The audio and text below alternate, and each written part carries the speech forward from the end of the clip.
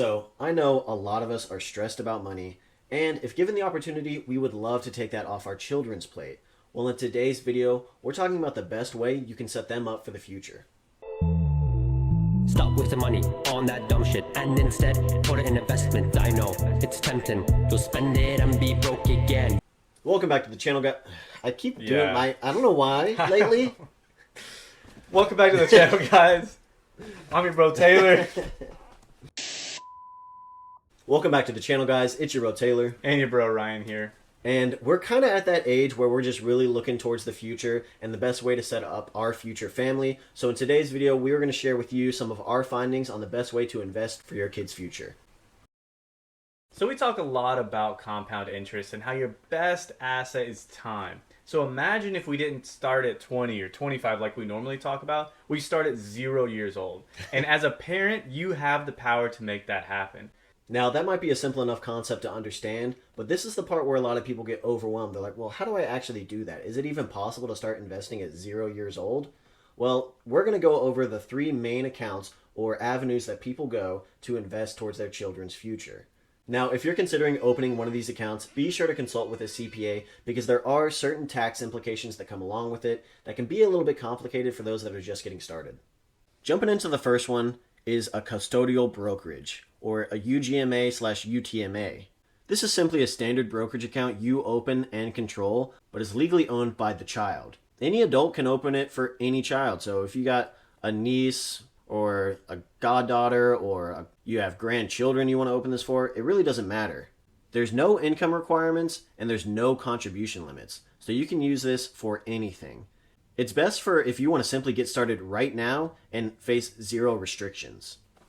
And then watch out for them gotchas. Now, one thing to note is this little gotcha where at 18, the account transfers over to them and they have the full ability to do whatever they want with it. So if you're a little bit worried about giving an 18-year-old some undeterminate amount of money and worried about them blowing it, that's something that you should consider. So make sure you're teaching fiscal responsibility, or if you don't want them to just be able to do willy-nilly with it, maybe one of our next accounts is the best avenue for you.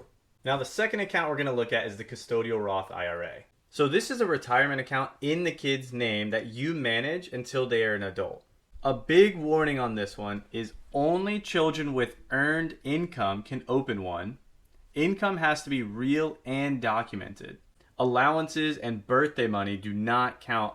This is the single best vehicle for a kid with earned income by far. All growth is tax-free. And contributions, not the gains, can be withdrawn anytime, penalty-free, just like a normal Roth IRA. So when it comes to contribution limits, it's the lesser of the two of $7,500 a year as of 2026, or how much the kid earns. So for example, if a kid only earned $800 mowing lawns, let's say, the maximum contribution they can make is $800. Yeah, I mean, that's a great account. You just don't see them that often because a lot of kids don't have earned income.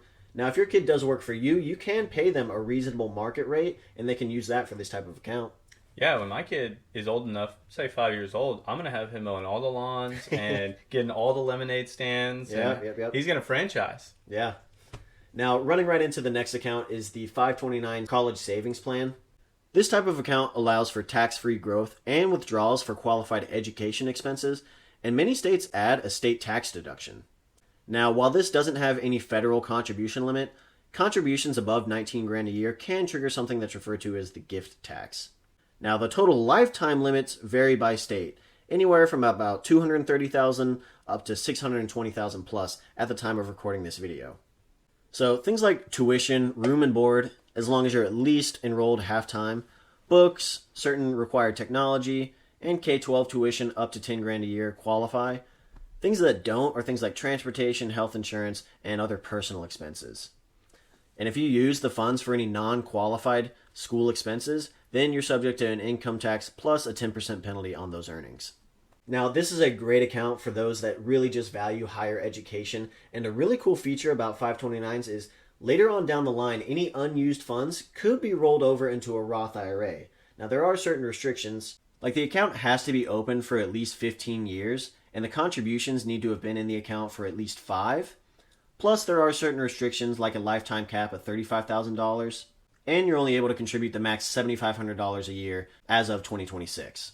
So that is a pretty cool feature because you kind of get the best of both worlds with that third and that second account. You can plan for your child's future education, or said K through 12 as well as a feature. And if you end up having leftover, you can roll that up to $35,000 into it. And then let's say after you roll that $35,000, you still have some. You can then change the beneficiary and let that child use those education funds and benefit that child as well. So honestly, it's a very cool account, very powerful if you use it the right way. Yeah. Now, that was a lot of great information, but a lot of people still don't really understand what they should be investing in or how to best do it. The most simple way to do it is to invest in low-cost index funds. Don't really worry about researching individual stocks or getting involved in crypto, and don't try and time the market. The best approach is simply to dollar cost average. You invest when it's high or when it's low. In fact, if you're investing in something like a VTI or VOO, dollar cost averaging makes even more sense because those things are so diversified that really there's no reason to try and time it. And this is so key because you want to set your kids up for success and plan for their future, but you're not trying to gamble it away. You don't want to do, like Taylor said, crypto or single stocks. Then you go and look at it, go, look at all the money I saved for your education. Oh, it's all gone. Like you just want to do something super simple, very diversified that you can throw it in there, keep throwing it in, never look at it, and then when your kid goes to college or whatever the situation, go, look what I've done for you. Here's all this money I've built up. And again, you don't want to also look at that and go, what happened to the balance? Oh, the fees took it all. So keep it easy, dollar cost average, low cost index funds, and bada bing, bada boom, you helped your kid out. Now let's look at some actual numbers and projections to see exactly how much you can help your kids. So let's say you took just $25 a month, simple 25, which is a meal nowadays, half time at a fast food restaurant. If you were to invest from the day they were born, and you just kept doing that until they were 18 years old. At the age of 18, you stopped investing, but left the account and they didn't touch it either until the age of 65. You would have about $500,000 at an 8% return. That's phenomenal. So that's great. Like Taylor said, that's all good information. You've given us so many numbers, so many examples, but again, what do I do with that? We're not going to let you fly by yourself at this point.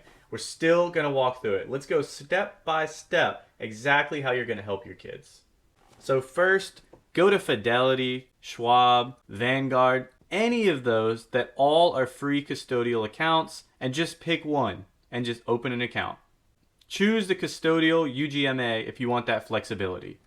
You'll need your social security and your child's social security number and link your bank account. Fund it with, again, like our example, as much as you want. Search for and buy either VTI or VOO. And if it's monthly, it'd be awesome to set up reoccurring auto invest where it automatically buys those two and you never ever have to do any work again. And then boom, hands off. Walk away. Don't check it. Don't interact. Just let it do its thing and it'll grow and grow. That is one of the best things you can do for your child. And again, as you can see, very simple work for you. And just like that, your kid's off to a $500,000, million, couple $1 million head start.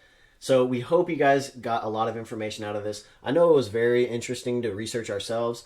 We're kind of at that age where a lot of people are having kids. So it's a good thing to look into. Again, money is such a stressful topic. So to be able to set your kids up to where they don't have to worry about it near as much is a super rewarding thing. So if you got anything out of this, be sure to let us know down in the comments below. Be sure to like this video, share, subscribe to the channel, and we'll see you guys next time. Stop wasting money on that dumb shit and instead put it in investment. I know it's tempting. You'll spend it and be broke again. Stress about money.